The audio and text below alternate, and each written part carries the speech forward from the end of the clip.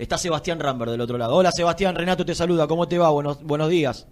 ¿Qué tal? ¿Qué tal? Buenos días, Renato. Sí, siempre, nada, las emociones se hacen presentes en este tipo de cosas. Uno ha tenido la posibilidad de poder ser partícipe de esto, de quizás un gol que terminó marcando una época y hizo que uno pueda quedar en la historia de Independiente. Más allá de todo, me parece que todos reconocemos y sabemos de que ese equipo era reconocido por su forma, por su idea, por su juego, por lo que marca muchas veces el estilo Independiente. Así que, bueno, a la distancia, siempre cuando me toca cruzarme con un hincha Independiente, lo primero que hace mención y que me recuerda es ese gol a Navarro Montoya por arriba de su cabeza. ¿Qué te genera, Sebastián, esto? ¿Te genera nostalgia? ¿Te genera felicidad? ¿Qué Sí, sensaciones? las dos cosas, de nostalgia, felicidad, recordar. Para todos está muy presente ese gol en cancha Independiente y ha perdido un poco de importancia lo que había sido en su momento el gol, el 1-1 en cancha de Boca, que también tuve la posibilidad de poder hacerlo, que es una imagen que automáticamente se retracta y viene a esa jugada, a ese gol también. Fueron cosas muy lindas las que vivió ese Independiente, porque todos nos sentíamos muy, muy a gusto con lo que hacíamos dentro de la cancha. Y me parece que más allá de esas dos finales, ese Independiente ha demostrado que quedó en la historia no solo por ganarla, sino por jugar como el hincha de Independiente está acostumbrado o como quiere. Yo decía, Sebastián, hace un ratito cuando charlábamos del tema que de los dos torneos que ganan el 94 y de los dos que ganan el 95, para mí el que más brilló, el que más lució, fue el de la Supercopa. No porque el del campeonato del 94 no lo haya hecho, pero fue más en el final quizás, cuando empieza a lucir un poco más desde el juego. Al principio les había costado un poco. Y el del 95 ya con el Zurdo López tenía otra manera, otra forma. Digo, me parece que aquel del 94, de la Supercopa, estaba por encima de los otros. No sé si coincidís en cuanto al juego en sí. Sí, en las dos cosas que le ha tocado ganar a ese Independiente, en el torneo, tanto en el torneo como en la Supercopa, siempre fue de menos a más. Le costó eh, poder imponer su estilo y tratar de superar a los rivales hasta someterlos. Eso fue algo que se fue dando en el tramo final. Y nosotros encontramos como algo muy meritorio en lo que, o por lo menos yo, o lo que es en esa Supercopa, que nos tocó enfrentar a muchos equipos brasileros, y siempre los equipos brasileros generan esa alerta cuando te toca enfrentarlos, y nosotros hemos ido a jugar a Brasil donde teníamos resultados buenos para lo que era el momento, y cuando volvíamos a Avellaneda era impresionante. No solo llegábamos a someter a los rivales y a ganar los partidos, sino que prácticamente lo hacíamos en forma abultada y disfrutando de lo que sucedía en el juego, ¿no? Que no siempre pasa que uno a veces quiere que el partido no se termine para poder seguir disfrutándolo. Me parece que nosotros en ese tramo final o con esos equipos nos sucedía eso.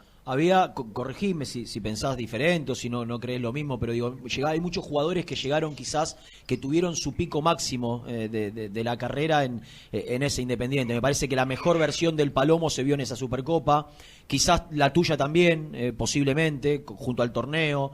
El Dani estaba en un momento bárbaro, Gustavo.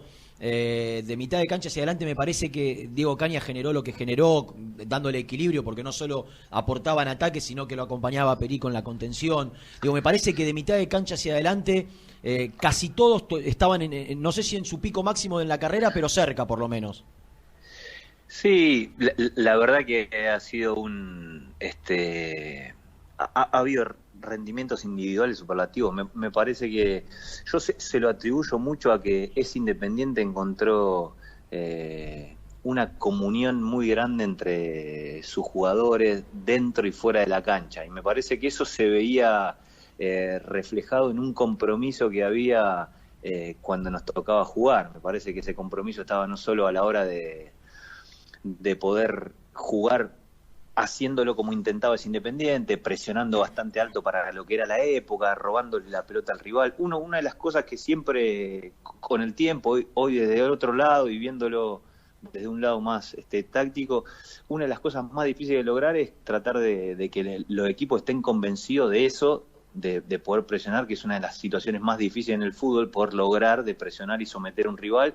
Independiente lo hizo, y a partir de ahí se veía un compromiso general, grupal del equipo, que me parece que después terminaba destacando, como decís vos, con individualidades que estaban en un nivel muy, pero muy alto, que casi siempre estaban a disposición del equipo, que es algo que muchas veces es difícil de poder lograr. Si hoy tenés que nombrar esos tipos de jugadores que han terminado haciendo la final o que han hecho la diferencia, estás nombrando prácticamente 6, 7 jugadores del equipo, claro, de memoria, siempre, y eso me parece que terminó siendo algo muy meritorio, y por eso me parece que ese Independiente, yo coincido con vos, me parece que fue muy diferente al Independiente del 95, con su estilo y todo, se caracterizaba o se lo recuerda por jugar muy bien.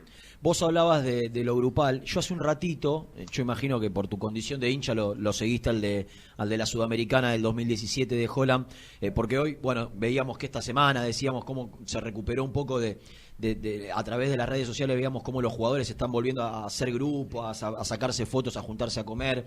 Aquel equipo del 2017, que después por distintas cuestiones se fue desarmando, tenía internamente, yo casi que convivía con ellos por cubrir el día a día, una comunión muy fuerte, muy, muy, muy grande entre los jugadores, estoy hablando. En este caso no sé si tanto con el técnico como era el de ustedes con Miguel, pero haciendo un paralelismo con lo que vos marcabas, yo sé que hoy muchos de ustedes siguen teniendo una relación, los del 94, entre ustedes, y que se siguen hablando, y hoy sé que muchos de los jugadores del 2017, más allá de que todos andan por distintos lados, ya no están en Independiente juntos, se siguen juntando, siguen manteniendo la relación.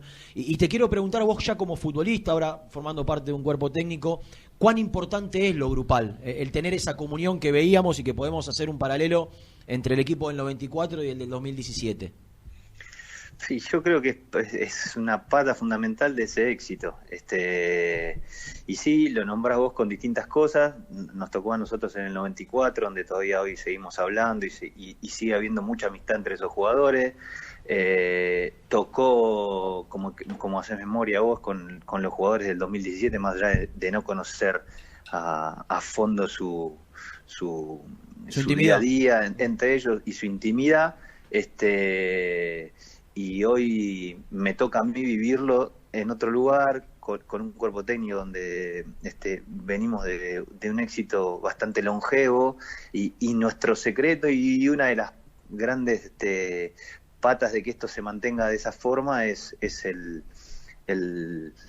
digamos, la comunión que puede llegar a haber entre los jugadores y entre todo el cuerpo técnico. Me parece que en definitiva, más allá de lo que uno puede hacer dentro de la cancha, esto termina siendo como una familia, y tal cual que es así. Es difícil que uno en su familia, con su esposa, con sus hijos, se terminen yendo todo el día mal. A la larga la cosa no va a terminar funcionando y la cosa no va a ir para el lado que todos quieren. En definitiva, parte del éxito y de ser exitoso, más allá de ser feliz o no, tiene que ver con esto, de poder tener esa comunión, de estar comprometido con lo que uno intenta hacer, y me parece que esa es una de las funciones que muchas veces tiene el entrenador en su parte de conducción, donde debe lograr de que todos vayan para el mismo lado. Así que no me cabe la menor duda que para mí parte del éxito, más allá de lo que puede ser la estrategia, la táctica y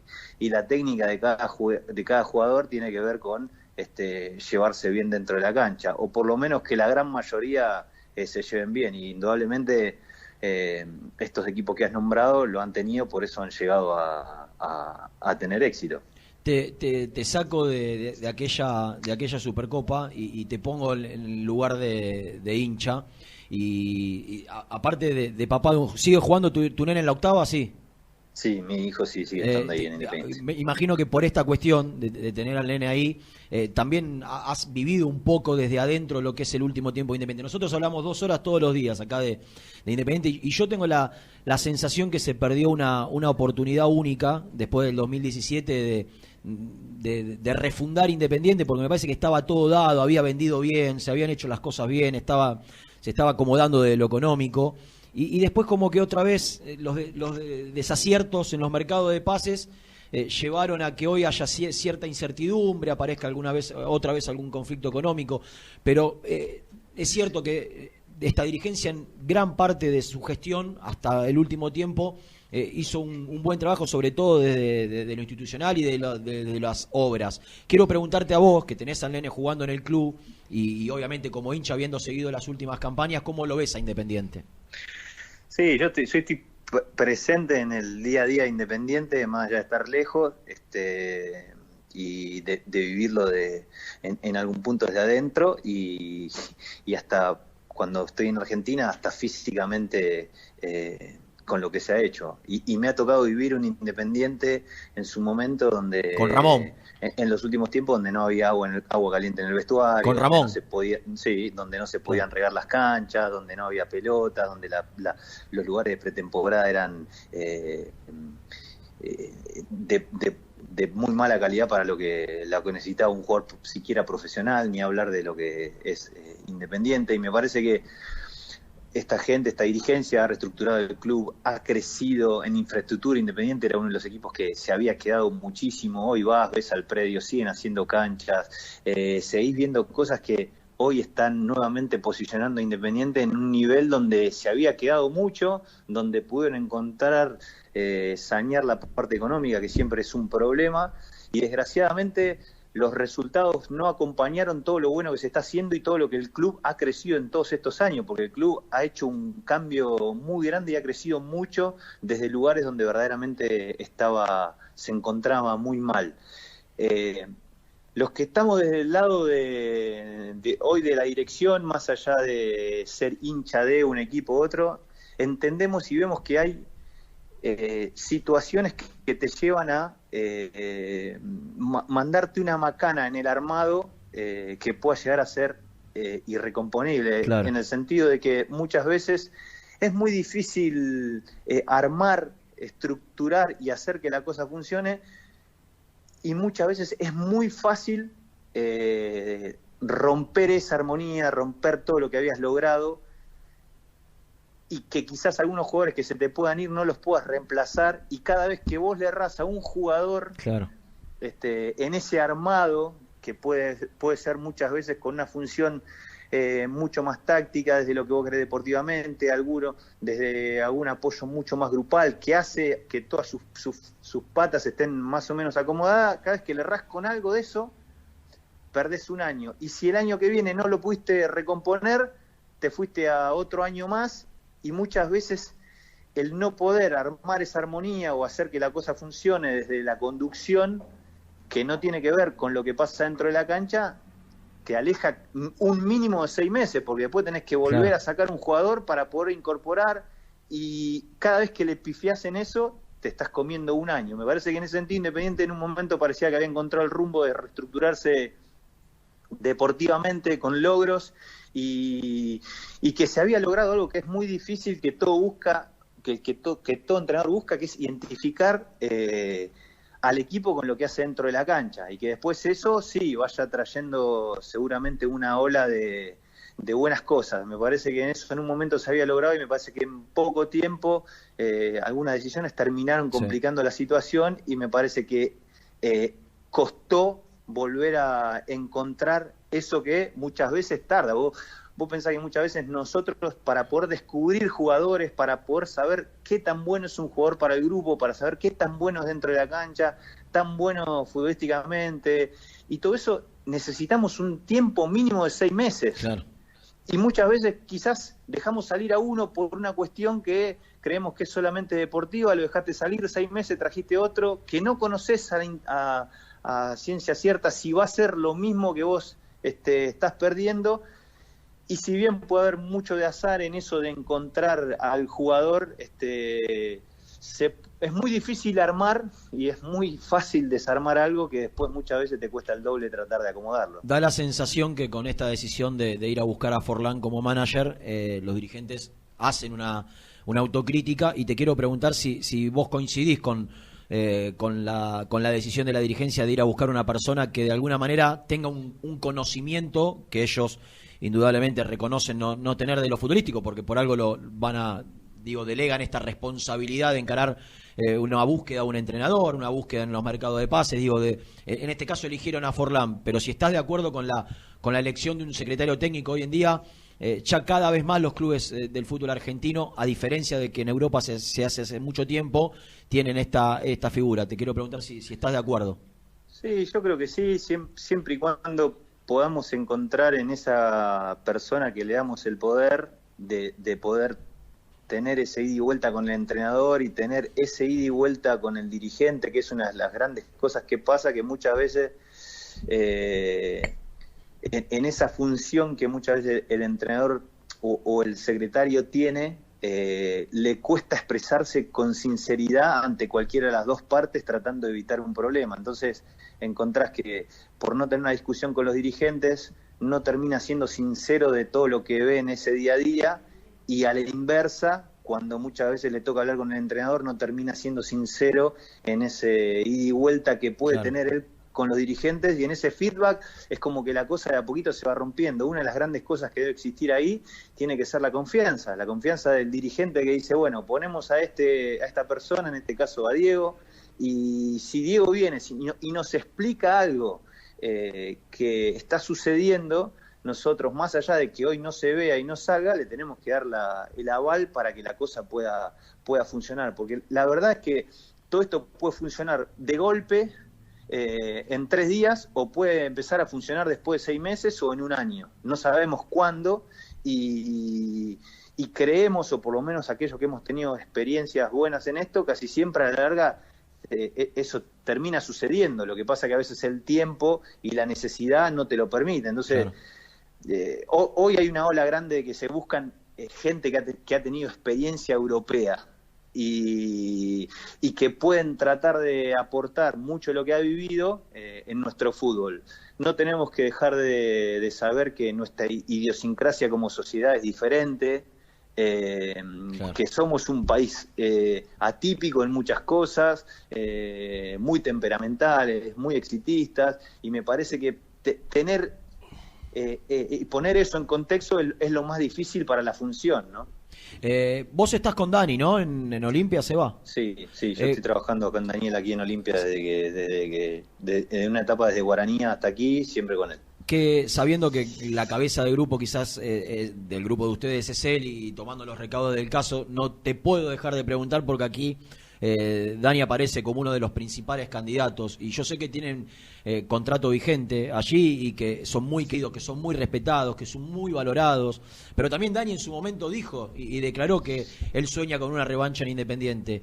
¿Lo ves complejo, lo ves complicado hoy que se pueda dar una salida para, en el caso de que Forlán lo elija a Dani como cabeza de su proyecto? Siempre está, y en las charlas está vigente lo que sucede Independiente en ese día a día. Es más, es algo que no deja de hablarse casi siempre semanalmente, con algún comentario de cómo salió, lo que pasó, si vimos el partido, un poco en ida y vuelta. Más allá de todo, nosotros estamos muy cómodos hoy aquí, lo manifiesta Dani, con contrato vigente por mucho tiempo, planificando muchas veces lo que puede llegar a ser el futuro. Este es un equipo que hace prácticamente 3 temporadas que viene participando de la Copa Libertadores, y creemos que es una experiencia que nosotros vamos tomando año tras año para poder ser más competitivos en ese torneo, que es el anhelo del club y el anhelo nuestro. Esas cosas te dejan trabajar con tranquilidad. La dirigencia confió desde el minuto 1 y hasta en los, digamos, por llamarlo de alguna forma, en los peores momentos, aunque no ha habido demasiado, y todo eso a la hora de ponerlo en una balanza, supongo que debe ser una situación difícil para Dani, más allá de que uno sabe que siempre está en su idea y en su sueño alguna vez poder volver a dirigir Independiente. Lo que sí, bueno, es difícil que yo pueda responder a una pregunta de ese tipo, siendo él el que está interesado, ¿no? Claro. Seba, son las 13, nos tenemos que ir. Te agradecemos enormemente por estos favor. minutos, muy claros tus conceptos y la valoración y el recuerdo y el cariño de siempre por haber sido parte de esa historia grande que fue aquel equipo de de los 90. Te mandamos un abrazo grande y lo mejor. Chao, Renato, un abrazo grande, saludos para todos. Sebastián Rambert.